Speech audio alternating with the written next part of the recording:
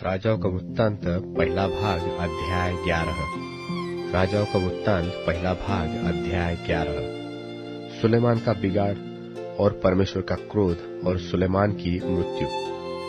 परंतु राजा सुलेमान फिरौन की बेटी और बहुतेरी और पराये स्त्रियों से जो मुआबी, अम्मोनी, एदोनी, सिदोनी और हित्ती थी प्रीति करने लगा। वे उन जातियों की थी जिनके विषय में यहोवा ने इस्राएलियों से कहा था कि तुम उनके मध्य में न जाना और न वे तुम्हारे मध्य में आने पाए। वे तुम्हारा मन अपने देवताओं की ओर निसंदेह फेरेंगी। उन्हीं की प्रीति में सुलेमान लिप्त हो गया और उसके 700 रानियां और 300 रखीलियां हो गई थी और उसकी इन स्त्रियों ने उसका मन बहका दिया। सो जब सुलेमान बूढ़ा हुआ तब उसकी स्त्रियों ने उसका मन पराये देवताओं की ओर बहका दिया और उसका मन अपने पिता दाऊद की नाई अपने परमेश्वर यहोवा पर पूरी रीति से लगा न रहा। सुलेमान तो सिदोनियों की अश्तोरेत नाम देवी और अम्मोनियों के मिल्कोम नाम घृणित देवता के पीछे चला और सुलेमान ने वह किया जो यहोवा की दृष्टि में बुरा है और यहोवा के पीछे अपने पिता दाऊद की नाई पूरी रीति से न चला। उन दिनों सुलेमान ने यरूशलेम के सामने के पहाड़ पर मोआबियों के कमोश नाम घृणित देवता के लिए और अम्मोनियों के मोलेक नाम घृणित देवता के लिए एक एक ऊंचा स्थान बनाया और अपनी सब पराये स्त्रियों के लिए भी जो अपने अपने देवताओं को धूप जलाती और बलिदान करती थी, उसने ऐसा ही किया।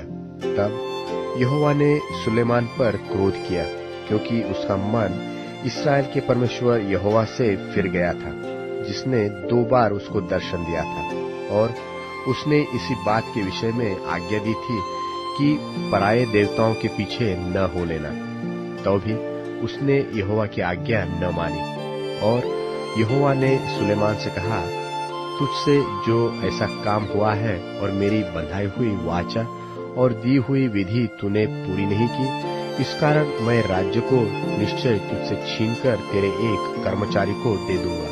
तो भी तेरे पिता दाऊद के कारण तेरे दिनों में तो ऐसा न करूंगा, परंतु तेरे पुत्र के हाथ से राज्य छीन लूंगा। फिर भी मैं पूर्ण राज्य तो न छीन लूंगा, परंतु अपने दास दाऊद के कारण और अपने चुने हुए यरूशलेम के कारण मैं तेरे पुत्र के हाथ में एक गोत्र छोड़ दूंगा। सो यहोवा ने एदोमी हदद को, जो एदोमी राजवंश का था, सुलेमान का शत्रु बना दिया, क्योंकि जब दाऊद एदोम में था और योआब सेनापति मारे हुओं को मिट्टी देने गया, योआब तो समस्त इस्राएल समेत वहां 6 महीने रहा, जब तक कि उसने एदोम के सब पुरुषों को नाश न कर दिया। तब हदद, जो छोटा लड़का था, अपने पिता के कई एक एदोमी सेवकों के संग मिस्र को जाने की मनसा से भागा और वे मिद्यान से होकर परान को आए और परान में से कई पुरुषों को संग लेकर मिस्र में फिरौन राजा के पास गए और फिरौन ने उसको घर दिया और उसको भोजन मिलने की आज्ञा दी और कुछ भूमि भी दी। और हदद पर फिरौन की बड़े अनुग्रह की दृष्टि हुई और उसने उसको अपनी साली अर्थात तहपनेस रानी की बहन ब्याह दी और तहपनेस की बहन ने गनुबत उत्पन्न हुआ और इसका दूध तहपनेस ने फिरौन के भवन में छुड़ाया। तब गनुबत फिरौन के भवन में उसी के पुत्र के साथ रहता था। जब हदद ने मिस्र में रहते यह सुना कि दाऊद अपने पुरखाओं के संग सो गया और योआब सेनापति भी मर गया है, तब उसने फिरौन से कहा, मुझे आज्ञा दे कि मैं अपने देश को जाऊं। फिरौन ने उससे कहा, क्यों? मेरे यहाँ तुझे क्या घटी हुई कि तू अपने देश को चला जाना चाहता है? उसने उत्तर दिया, कुछ नहीं हुई तो भी मुझे अवश्य जाने दे। फिर परमेश्वर ने उसका एक और शत्रु कर दिया, अर्थात एल्यादा के पुत्र रजोन को। वह तो अपने स्वामी सोबा के राजा हददेजेर के पास से भागा था और जब दाऊद ने सोबा के जनों को घात किया, तब रजोन अपने पास कई पुरुषों को इकट्ठे करके एक दल का प्रधान हो गया और वह दमिश्क को जाकर वहीं रहने और राज्य करने लगा।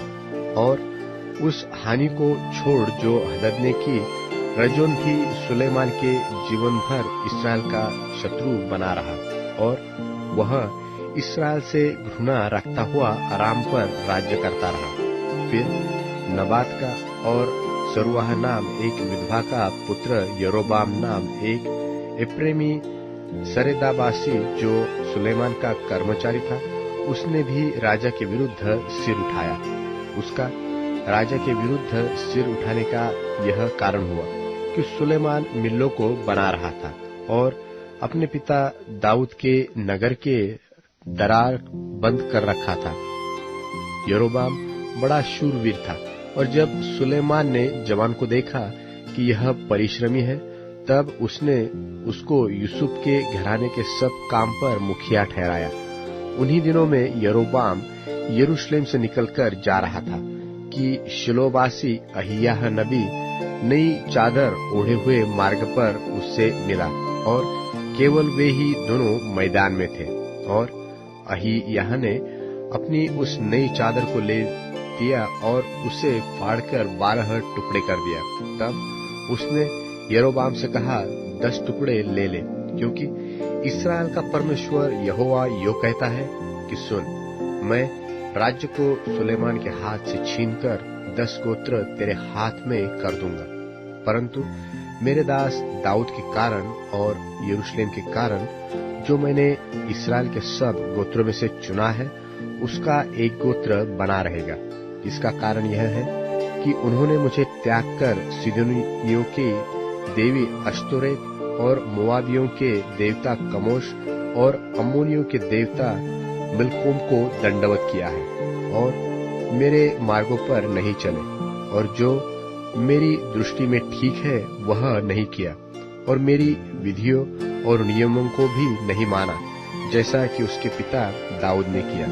तो भी मैं उसके हाथ से पूर्ण राज्य न ले लूंगा, परंतु मेरा चुना हुआ दास दाऊद जो मेरी आज्ञाएं और विधियां मानता रहा, उसके कारण मैं उसको जीवन भर प्रधान ठहराए रखूंगा।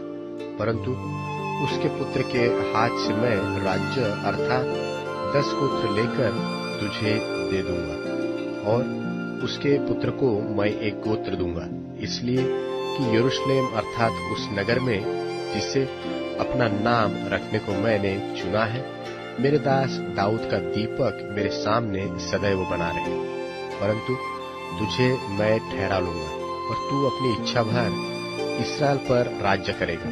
और यदि तू मेरे दास दाऊद की नाई मेरी सब आज्ञाएं माने और मेरे मार्गों पर चले और जो काम मेरी दृष्टि में ठीक है वही करे और मेरी विधियां और आज्ञाएं मानता रहे, तो मैं तेरे संग रहूंगा और जिस तरह मैंने दाऊद का घराना बनाए रखा है, वैसे ही तेरा भी घराना बनाए रखूंगा और तेरे हाथ इस्राएल को दूंगा। इस पाप के कारण मैं दाऊद के वंश को दुख दूंगा, तो भी सदा तक नहीं। और सुलेमान ने यरोबाम को मार डालना चाहा, परंतु यरोबाम मिस्र के राजा शीशक के पास भागा और सुलेमान के मरने तक वही रहा। सुलेमान की और सब बातें और उसके सब काम और उसकी बुद्धिमानी का वर्णन क्या सुलेमान के इतिहास की पुस्तक में नहीं लिखा है? सुलेमान को यरूशलेम में सब इस्राएल पर राज्य करते हुए 40 वर्ष बीते और सुलेमान अपने पुरखाओं के संग सोया और उसको उसके पिता दाऊद के नगर में मिट्टी दी गई और उसका पुत्र रहूबियाम उसके स्थान पर राजा हुआ।